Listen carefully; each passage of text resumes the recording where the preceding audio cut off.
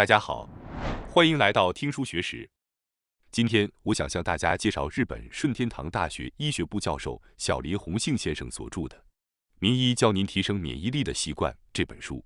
自2019年的新冠疫情开始以来，许多人对免疫力这个词产生了深刻的关注。面对没有特效药和明确治疗方法的新型病毒，我们只能通过增强自身的免疫力，利用自然治愈力来与未知的病毒抗争。因此，在过去的3-4年里，出版了许多有关于提高免疫力方法的书籍。随着新冠病毒威胁的逐渐平息，人类社会也开始进入后疫情时代。虽然向新的生活方式转变是非常好的事情，但令人感到担心的是，许多人可能会逐渐忘记免疫力的重要性。我们不能因为疫情平息了就认为免疫力不再重要。免疫力不仅能对抗病毒感染，还与我们日常生活中的各种健康状态密切相关，从头痛、肩颈疼痛到皮肤健康等等。今天的视频不仅会重新强调免疫力的重要性，还会介绍最新的提高免疫力的具体方法，希望大家能从中受益，并将这些方法融入到日常生活中去。今天视频的内容包括以下3个部分：第一，由于免疫力下降而导致的3个身体警示信号；第二，可以增强免疫细胞的3种食物；第三，能够提升免疫力的3种方法。首先是第一部分，由于免疫力下降而导致的3个身体警示信号。在日常生活中，即使我们每天按时起床，保持着规律的生活节奏，有时候仍然会感觉到身体的不适。虽然体温很正常，胃也没有问题，但身体却感到沉重和不适。这种情况很可能与免疫力的下降有关。正如我们所知道的那样，免疫系统是维持我们身体健康的重要系统之一，负责清除细菌和病毒等外来敌人。但免疫系统不仅对抗外来病毒，也会消灭体内产生的异常细胞。即使是健康从未被诊断出癌症的人，每天体内也会产生大约4000个癌细胞。然而，并不是所有的人都会患上癌症，这是因为我们的免疫细胞每天都在努力地清除这些癌细胞。免疫系统非常敏感，稍微的营养失衡或睡眠不足都会导致其能力下降。当免疫力下降时，我们的身体会出现各种不适症状，那种身体不适但又查不出病因的情况，可能就是免疫力下降的表现之一。为了减少这种不适的日子，就需要增强我们的免疫力。因此，在这里，我将给大家介绍由于免疫力下降而导致的3个身体警示信号。这3个信号分别是：1. 皮质醇失控导致的精神崩溃；2. 越护肤，皮肤越糟糕；3. 顽固的肩颈疼痛。首先是第一个信号，皮质醇失控导致的精神崩溃。大家可能都有过这样的时候，明明有事情要做，却从早上起床就感到无精打采，缺乏动力。这种无力感可能并不是因为抑郁等心理问题导致的，而是由于免疫力的下降所致。我们的心理状态通常能够在一定程度上抵御压力，这要归功于我们体内分泌的皮质醇这种物质。它常被称为压力荷尔蒙，皮质醇水平高通常意味着压力较大，因此往往被认为是不好的。然而，皮质醇实际上是保护我们心理健康的重要物质，它能够帮助我们抵御压力。皮质醇水平高并不是因为它本身有害，而是因为它在表明我们正在承受着很大的压力，是我们的身体在有效应对压力的表现。问题在于，当皮质醇失控时，它会降低我们身体的免疫力。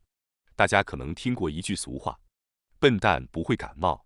虽然这句话听起来有点粗俗，但从医学的角度来看，这句话是有一定道理的。所谓的笨蛋，通常是指那些不太敏感、乐观的人，他们不容易感受到压力，因此皮质醇的分泌较少，免疫力不会因皮质醇的副作用而下降。相反，心理敏感的人更容易因压力使皮质醇的分泌增加，从而导致免疫力的下降。这类人往往过于认真，即使感到不适，也会强迫自己坚持下去。这种压力会导致免疫力下降，自然也会降低体力。当一个人勉强坚持时，最终会因体力不支而崩溃。当压力积累到无法掩盖的程度，会导致动力下降和焦虑等负面症状。如果这种无力感持续下去，可能会发展成慢性疲劳症候群。当您感到缺乏动力时，说明您的心里已经积累了大量的压力，免疫力也在大大下降。在这种情况下，最重要的是保持健康的生活习惯，提升人体的免疫力，并确保充分的休息。接下来是第二个信号，越护肤，皮肤越糟糕。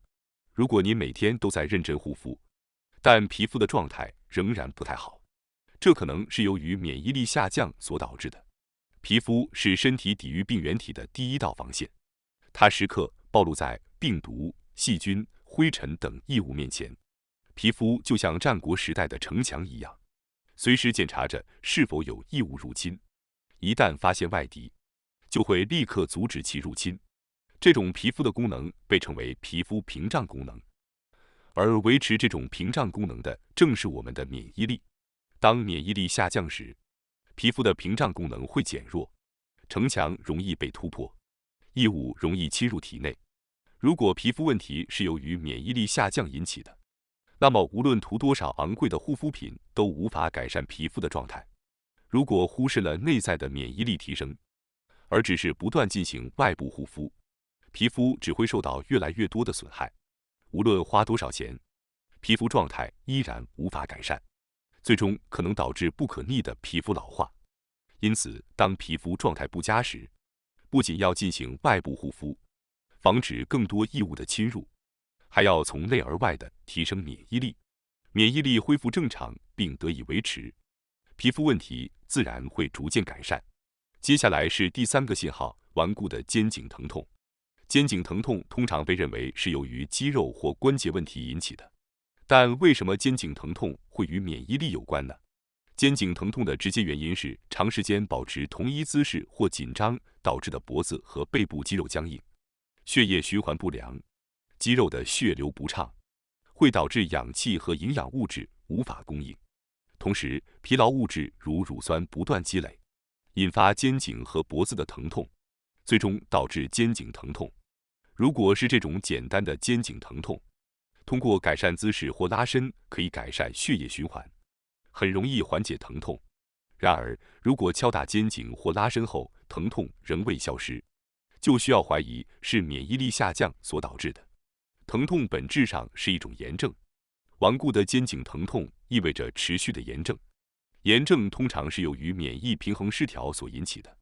顽固的肩颈疼痛背后可能隐藏着免疫力的下降。此外，持续的疼痛会成为我们身体的压力源，这会导致其持续分泌皮质醇，从而进一步降低免疫力，导致全身炎症的加剧，形成一种恶性循环。要打破这种恶性循环，就需要调节身体的免疫平衡，抑制体内的炎症。炎症本质上是免疫系统积极工作的表现，比如被蚊子叮咬后皮肤红肿，这种现象是免疫细胞集中在叮咬处努力解毒的结果。然而，当免疫力下降、平衡失调时，可能会引发不必要的异常炎症。这种无法控制的炎症被称为慢性炎症。慢性炎症是导致许多生活方式疾病的原因。相信经常看本频道的观众已经了解到，免疫平衡失调不仅会引发慢性炎症，还会带来许多其他的危害。例如，新冠病毒感染导致的细胞因子风暴现象就是免疫失控的表现。当免疫力严重下降时，残存的少量免疫系统会拼命的工作，这会引发免疫失控的现象，导致细胞因子风暴，最终可能危及我们的生命。此外，日本常发的花粉症等过敏性疾病也是由于免疫平衡失调所导致的。花粉虽然是异物，但进入体内后并不会有太大的危害。然而，免疫系统对这些无害的异物过度反应，引发剧烈的打喷嚏、流鼻涕和眼睛瘙痒、哮喘等威胁生命的疾病也与过敏有关。类似于细胞因子风暴，免疫失控同样会危及生命。通过以上的解释，希望大家能理解，保持免疫力及其平衡不仅关系到健康，更关系到我们的生命。在后面我会介绍如何通过日常生活习惯来维持身体的免疫平衡，希望大家能够付诸于实践。接下来是第二部分，可以增强免疫细胞的3种食物。在前面，我们已经讨论了免疫力下降导致的各种健康问题。免疫力下降和免疫平衡失调不仅会导致皮肤问题，甚至可能危及我们的生命，这是非常令人担忧的。那么，为了调节身体的免疫平衡，保持身心的健康，我们必须了解一些重要的饮食习惯。在这里，我将给大家总结和介绍可以增强免疫细胞的3种食物。这3种食物是：1. 3种必需氨基酸；2. 免疫维生素；3. 香蕉。首先是第一种食物，3种必需氨基酸。我们身体的免疫细胞，就像我们身体的其他部分一样，是由我们所摄取的食物所构成的，而其中免疫细胞的主要成分就是蛋白质。摄取高质量的蛋白质可以增强我们身体的免疫细胞，而蛋白质不足则会导致免疫细胞的减少，从而引发出各种健康问题。食物中的蛋白质在进入人体后，会被分解成20种氨基酸，其中有9种氨基酸是人体无法自行合成的，必须通过饮食来摄取，这些被称为必需氨基酸。而在这9种必需氨基酸中，缬氨酸、亮氨酸和异亮氨酸被称为支链氨基酸。这些支链氨基酸不仅能强化肌肉和提高肝功能，还能改善我们免疫细胞中中性粒细胞的功能。中性粒细胞占我们体内白细胞总数的1半以上，主要负责保护我们免受细菌的感染，是非常重要的免疫细胞。此外，支链氨基酸还能激活另一种主要负责抵抗病毒感染的免疫细胞——自然杀伤细胞。当然，除了必需氨基酸以外，一些非必需氨基酸也能支持免疫细胞的功能。例如，非必需氨基酸精氨酸可以激活吞噬异物的免疫细胞巨噬细胞，谷氨酰胺也有助于促进各种免疫细胞的增殖。为了有效地摄取这些多种氨基酸，最好的方法是通过饮食来摄取高质量的蛋白质。为了增强人体的免疫力，每天推荐的蛋白质摄取量是每公斤体重1克。例如，一个体重60公斤的人每天应摄取60克以上的蛋白质。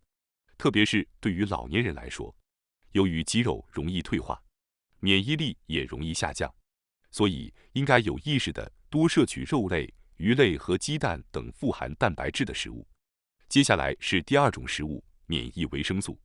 为了增强人体的免疫力，各种维生素的重要性相信大家可能都有所了解。经常会听人说，感冒时要多摄取维生素 C。然而近年来，增强免疫细胞功能的免疫维生素引起了广泛的关注。这种免疫维生素并不是指维生素 C， 而是维生素 D。提到维生素 D， 大家可能会想到它是维持骨骼健康的营养素。虽然这的确是维生素 D 的重要功能，但最近的研究表明，维生素 D 在免疫功能调节中也起着至关重要的作用。当细菌或病毒入侵体内时，维生素 D 可以激活免疫细胞，发出攻击的指令，同时抑制过度的免疫反应，从而防止炎症。因此，维生素 D 被称为维持免疫平衡的指挥官。尤其是维生素 D 在对抗新冠病毒感染中的作用备受关注。研究表明，给新冠患者补充维生素 D 可以显著降低重症化的风险。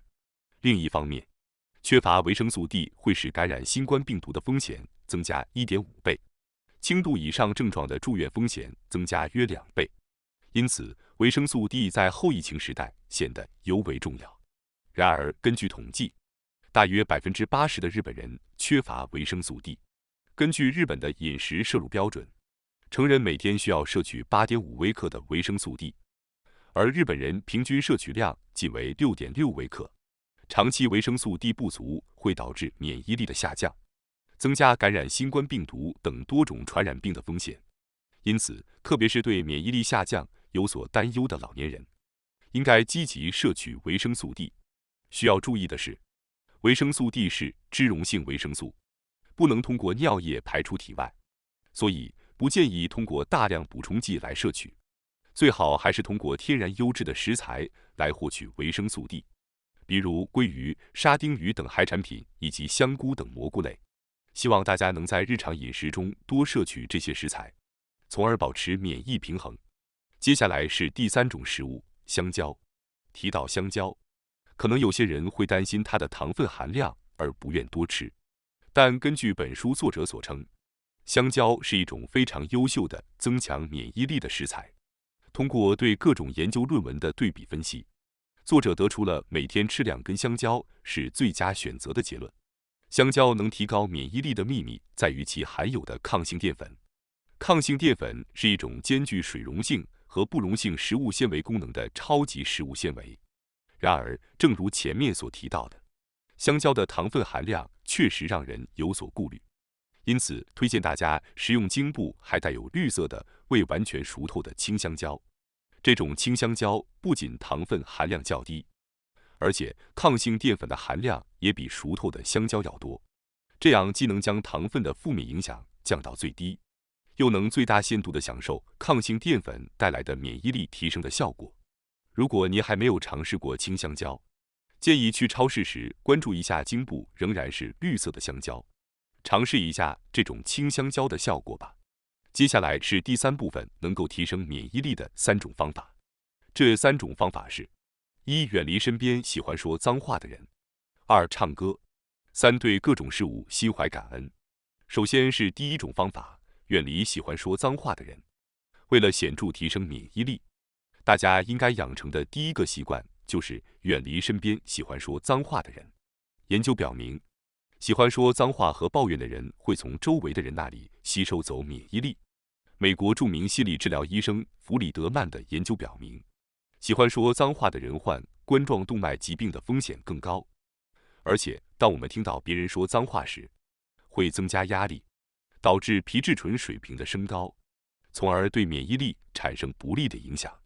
因此，请尽量远离身边的这种免疫吸血鬼。听别人说脏话或抱怨不会让任何人感到愉快，听到这些负面言论只会增加压力和焦虑，使您自己也感到不舒服。而且，脏话和抱怨具有传染性，与喜欢说脏话和抱怨的人相处久了，您自己也会变得喜欢说脏话和抱怨。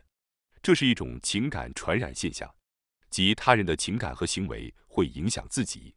简而言之，那些喜欢说脏话和抱怨的人的性格通常不会太好。为了保护自己的免疫力，最好远离这些负面影响的人际关系。接下来是第2种方法，唱歌。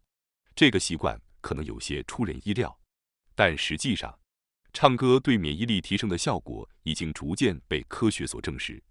根据日本鹤见大学的研究，在唱自己喜欢的歌后，唾液中的皮质醇水平会显著降低。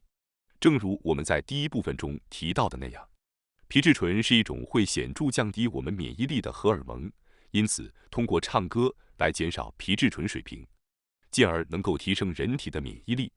有些人可能会说，没有人陪我一起去歌房唱歌。不过近年来，为了释放压力，独自去歌房唱歌已经成为一种流行趋势。独自去歌房唱歌，并不是什么罕见的事情，也没有什么好尴尬的。所以，为了提升免疫力，请每周抽出1次时间，尽情地在歌房里唱歌吧。如果您没有时间去歌房，或者实在不想一个人去歌房，那就可以在家里打开 YouTube， 播放您最喜欢的音乐，在自己的房间里尽情地唱歌，这样也能达到同样的效果。接下来是第3种方法，对各种事物心怀感恩。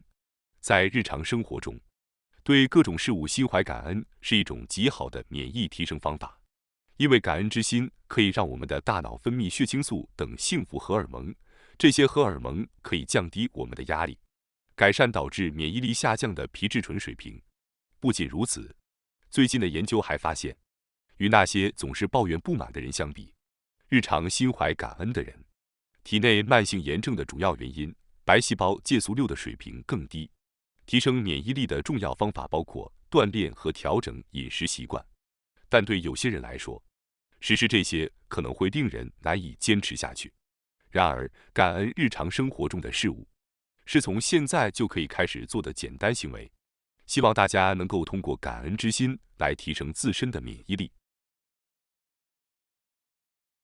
感谢大家收看今天的节目。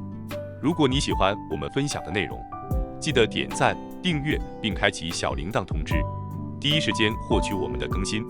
在下次的节目中，我们将继续为大家分享更多有益的书籍。再次感谢大家的支持，我们下期再见。